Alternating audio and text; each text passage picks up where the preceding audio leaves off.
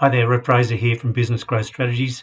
Thanks for joining me today for another video in our Scaling Your Business series. Today I wanted to talk about a thing I call the sales track, a sales process. This is something that I really worked out about 20 years ago when I was working with accountants. And we were trying to teach accountants across the country to be able to do business advisory and to really tap into being more a management accountant as opposed to doing just tax. And this applies to any professional. We've done it many times with lawyers, accountants, financial planners, health professionals, all sorts of coaches and consultants. And it's such an important thing to really grasp because if you do it well, you'll tap into that elusive thing called value pricing. So instead of charging for your time and your materials and adding a margin, this really allows you to become the authority in the mind of your clients, to really take them on a very important journey. So let me get into it and start to explain what I mean here.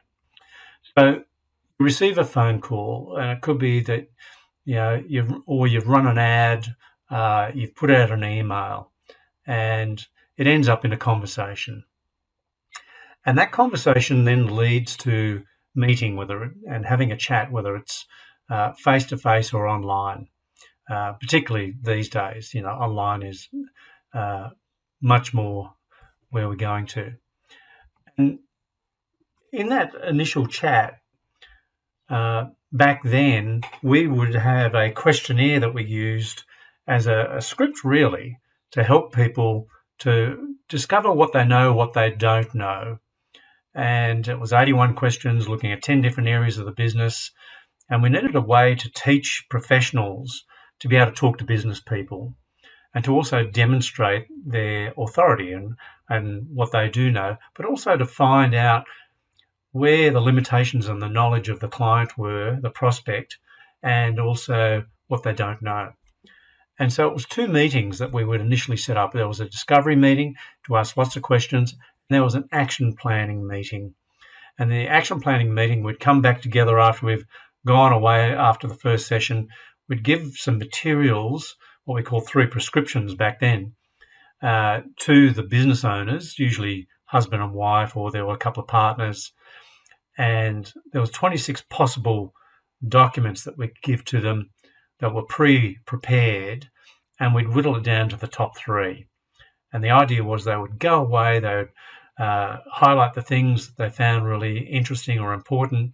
They'd write down all of their thoughts, their questions, and we'd go away and we'd put our recommendations together, and we'd come back and collaboratively work together to build up an action plan. And at that point, they could either go off and have a go themselves, or we would put a proposal together for them. And then we'd sit down with them all face-to-face online and go through the proposal with them. Always much better to do that because it's a conversation, and then you can change the proposal in the moment.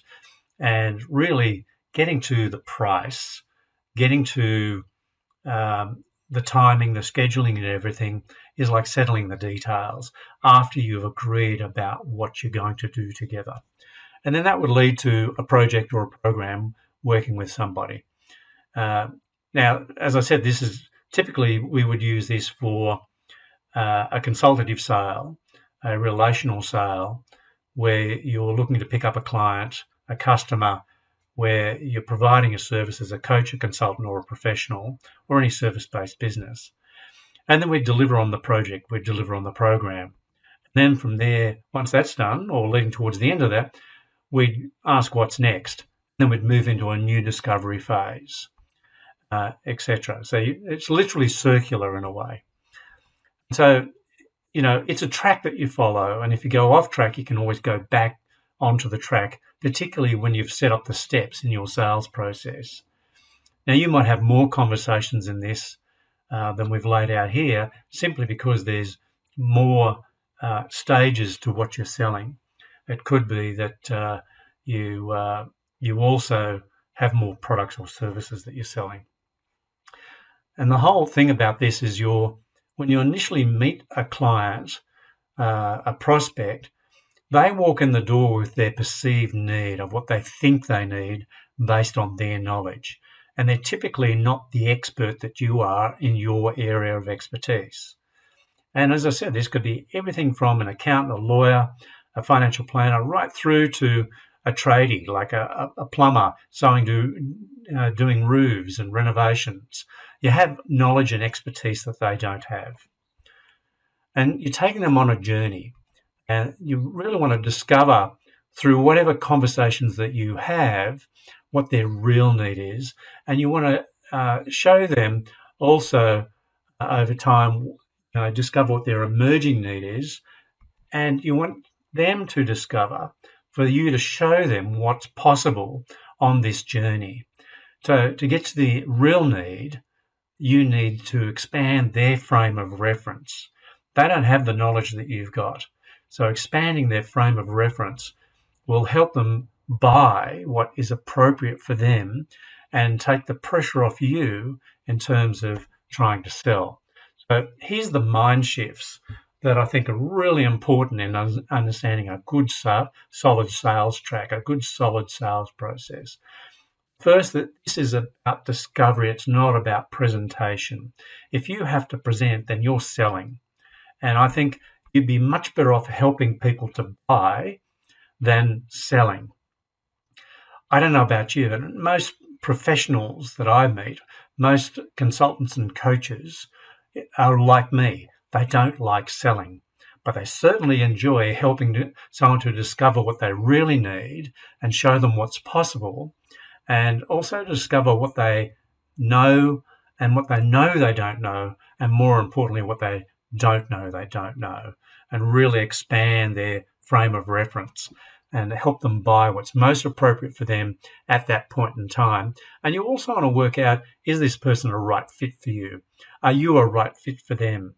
Is this, something that you can truly help them with? You can actually help them. If you can't say so, much better to have a really good fit where you can help them and your values are aligned. If you don't tick off on your top 3, 4, 5 values, in our case it's 3 values, world-class learning, connection and drive.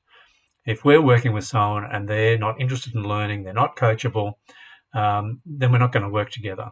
If it's not a genuine connection where we get to really know you and your business and there's trust going both ways, then we're not going to work together, because there's an intimacy to this if we're going to really help you scale your business. And if you don't have natural drive like us, well, it's pretty hard to help you. We're not going to do the work for you. This is a partnering.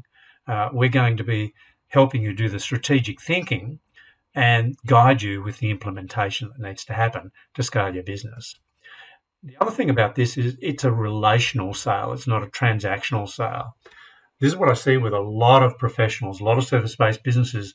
They make the mistake of treating what is really a relational sale as though it's a transactional sale. They come at it with a transactional mindset and it kills a sale.